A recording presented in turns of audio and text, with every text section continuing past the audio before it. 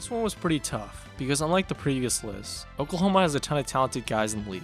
But anyways, let's just get into this.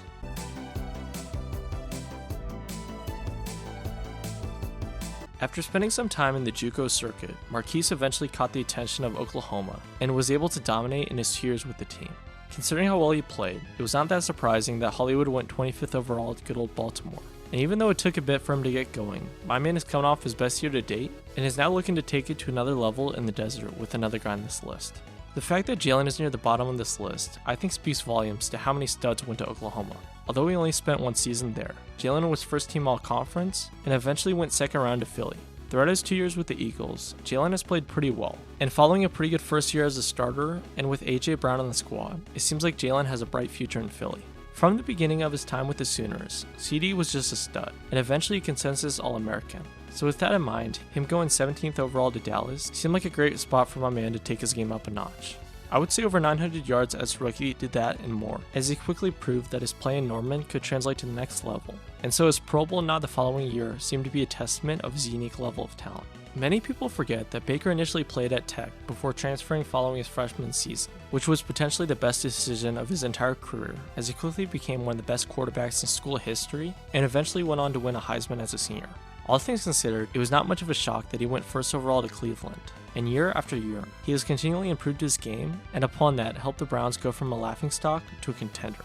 Although he's played pretty well, following a rocky 2021 season, the team decided to shop around for a new quarterback and decided on Deshaun Watson. And so as of now, I have no clue what's going to happen with Baker, but I think he has the talent to play well no matter where he ends up.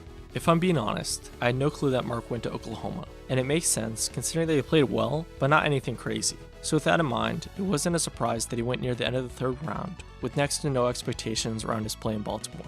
But throughout his 4 seasons with the team, he has consistently gotten better and better, and in fact is coming off a league best near 1,400 yard season as arguably one of the best tight ends in the league. Considering that he is the son of a former NFL player, it seemed to be in my man's DNA for him to be a stud on every level. And so as you could guess, throughout his time with the Sooners, Orlando was arguably the best offensive lineman in the Big 12. But following a poor combine performance, he fell to Baltimore with the 83rd pick. And as you could guess, likely had a strong desire to prove all the doubters wrong. And I would say 3 straight Pro Bowls did that pretty well, and upon that set him up for a ton of success in Kansas City.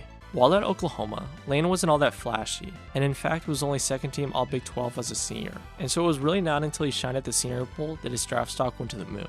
Not only did he just become a first round talent, but I guess top 5 as he went 4th overall to Philly. And throughout his 8 years with the team, Lane has been to a few Pro Bowls, made a few All-Pro teams, and won a Super Bowl. So let's just say he lived up to the hype. After getting into trouble in his first year in Norman, Joe was able to come back better than ever, and in his last 2 seasons with the Sooners, was one of the best running backs in the Big 12. But even then, he dropped to the near 50th pick to Cincinnati, but so far has put together a solid career with the Bengals. In his 5 years with the team, he's rushed for over 1,000 yards 3 times, and in fact is coming off his best season to date with over 1,200 yards, 13 touchdowns, and for the cherry on top, his first Pro Bowl nod. After coming into Oklahoma as one of the top recruits in his class, Kyler was able to live up to the hype and more by winning a good old Heisman Trophy as a senior. But what many forget is that Kyler initially went to A&M, and then like Baker, transferred after his freshman season, which set him up pretty well for the next level. But anyways, considering that he was arguably the best player in college football, it wasn't that big of a surprise that he went first overall to Arizona. And in his 3 years with the team, Kyler has been able to establish his own, and in the past 2 seasons, my man has made back-to-back Pro Bowls with the help of one of the best wideouts in the league in DeAndre Hopkins. From the beginning of his time in Oklahoma, Kenneth was a stud as a Big 12 Defensive Freshman of the Year, then 2nd team All-Conference the following year, and 1st team as a junior. So needless to say, Kenneth was a stud, and so it only made sense that he went first round to LA. And in his 2 years with the team, my man has been solid, but injuries over the past season have prevented him from showing just how good he can be. After redshirting his first year in Norman, Creed was arguably the best offensive lineman in the conference the rest of his time there, and after foregoing his senior season, was selected 63rd overall to Kansas City. The fact that he dropped so much is a bit crazy considering how well he's played in only 1 year with the Chiefs, because I think he has what it takes to be special. Throughout his time with the Sooners, it seems like Sterling kept getting better and better year after year, and although he was in all-division as a senior, he was still able to go 40th overall to New York. And in his 6 years with the team, my man has been able to play pretty well, but injuries have prevented him from taking a jump to the next level, as he's only been able to play 2 full seasons in 6 years with the Giants, so hopefully he can get back to 100% as quick as possible. I'm pretty sure you weren't expecting an offensive lineman at number 1, but Trent deserves a spot. While in Oklahoma, my man was not just first team all-conference, but a unanimous All-American in his last season with the team. So with that in mind, it was not all that much of a shock that he went 4th overall to Washington, and upon that, able to do his thing from the get-go.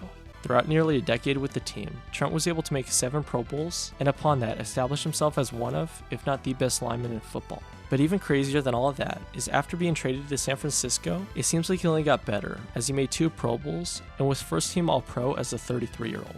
This is what we like to call a Hall of Fame career, and by far and away the best on this list. Who do you guys think is the best current player out of Oklahoma? Let me know in the comments down below. Murray, quarterback draw.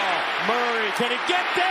Touchdown, Corbyn. Thanks for watching the video. If you guys enjoyed, make sure to subscribe, like, and comment down below stuff you want next. But anyway, see you all soon, and peace out.